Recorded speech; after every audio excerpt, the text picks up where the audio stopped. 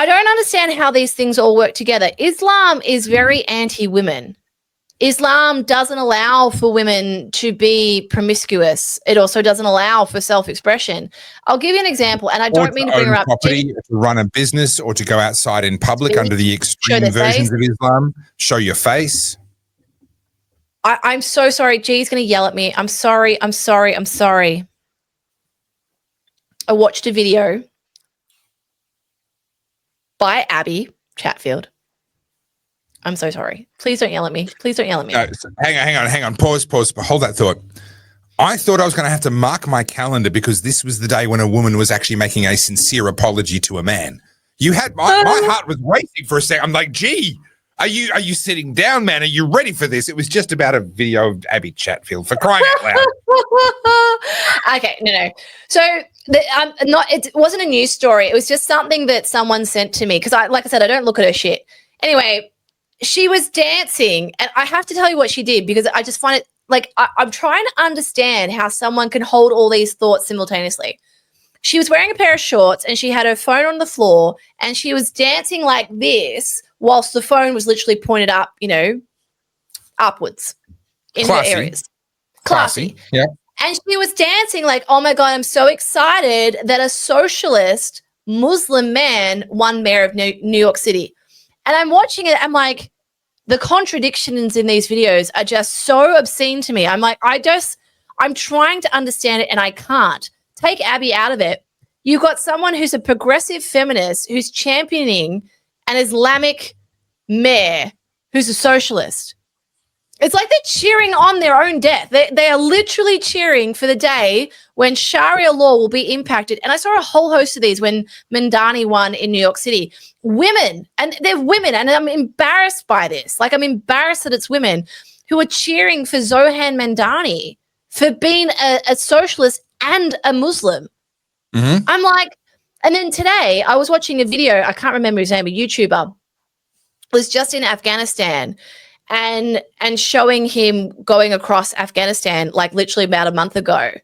And he's talking about how the women, you can't film them. They can't speak. They don't leave the house without mail. They're not allowed to talk to each other. They're not allowed to go into school after 11 years old. And I'm like, how? How are we, how? What happened to women? Yep. So we were watching a Yes Theory video. My wife and I were watching a Yes Theory video. She likes them. Yeah, she likes them. And they did a video in Brunei, and the main guy wasn't available. I think something had happened. I think a family tragedy. One of his parents or grandparents had passed away or something. Thomas's mum died, yeah. Yeah, and so he sent his mate, his travel companion, and a cameraman into Brunei, and they were given a challenge. And look, it was they do good work. It was a really enjoyable video, and they are exactly the kind of people that you just like. Yeah, I would have a barbecue with you. I want to hang out with you. Like, they're just really cool people. But what was interesting, they ended up hanging out for 3 days basically with a Brunei family. You only saw one of the women. And that was the oldest, the matriarch of the family. We never saw another one of the women at any point. The women didn't eat with the men. They were just completely erased. They didn't exist. We know that they must have existed because there were young children. And that usually means that there has to be a female of birthing age somewhere not too far away. But that's the only evidence we had for the existence of women in that video. And I don't say that to criticize the Yes Theory guys. They just go to wherever they go to, and that's they observe and participate in and try and show the most joyful human side of whatever country they're in. That's what they do, and they do it really well. But you can't, once you notice that, you can't unsee it.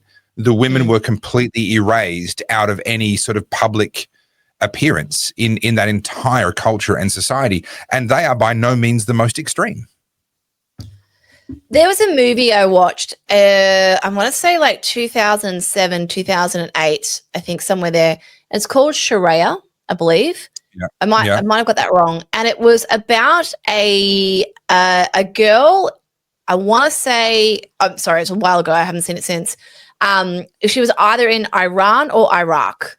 And she was stoned by her own family as an honor killing. Yeah.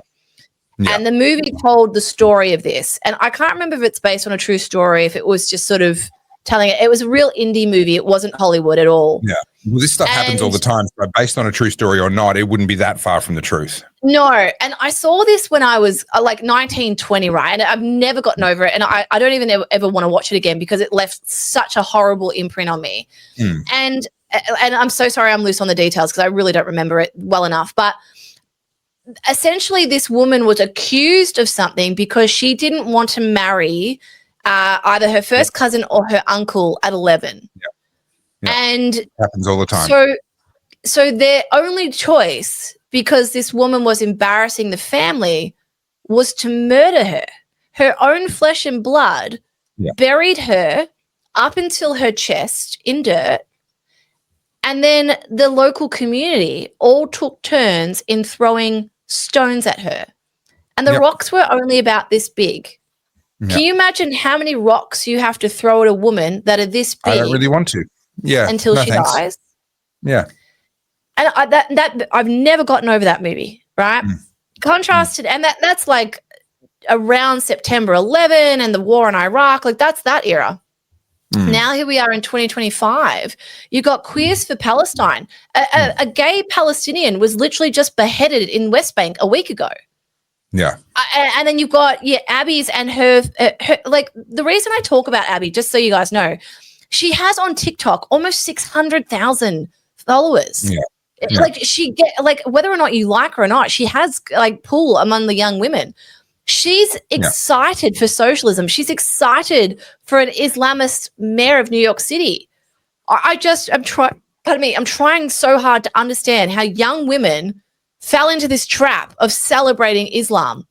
Like, do they not know history? Are they not interested? Has history been whitewashed in some way? Like, I don't understand it. They are defined by who they hate more than by what they love. And so when they find somebody that hates the same things they hate, they don't see what that person or that ideology really is. They just see, oh, hey, we're in this together. We must be friends. They are united by their hatred of men or Western men in particular, and Western imperialism, by their hatred of Christianity. And that's enough for them. They bond over those things, and then they fail to see the differences.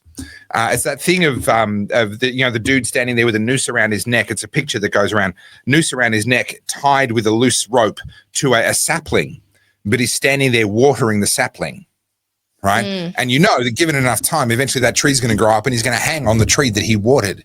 That's exactly what wokies and feminists are doing with their celebration of and their welcoming of Islam into Western countries. If Islam gets into dominance, they will do here exactly what Islam does in any other country where they're dominant. Like we know what they're going to do. They're not exactly being sneaky about it. They tell us point blank, this is what we want. We want Sharia law. Yeah. We want all of this. This is what we're going to do. And yet somehow, I don't know, people don't get it. This is the movie, I just found it. So it's called The Stoning of Soraya M. And this movie messed me up, like really messed me up. And I have to wonder, like, has Abby Chatfield ever looked at this sort of stuff? Does she understand what Sharia law is? Does she, and you know how people do the whataboutisms all the time? Like, how can you talk about that? You're not talking about Gaza. How can you talk, like, there's always whataboutisms, but it never goes the opposite way. How can you sit there dancing over a socialist Muslim mayor knowing full well in Iran, they're still oppressed to a point where they have to wear the hijab. And a woman was murdered because she didn't. She tried to start a movement. In Iraq, in Syria, women are murdered over honor killings. This is happening today. And Abby's dead silent. I can't. Yeah. I don't know.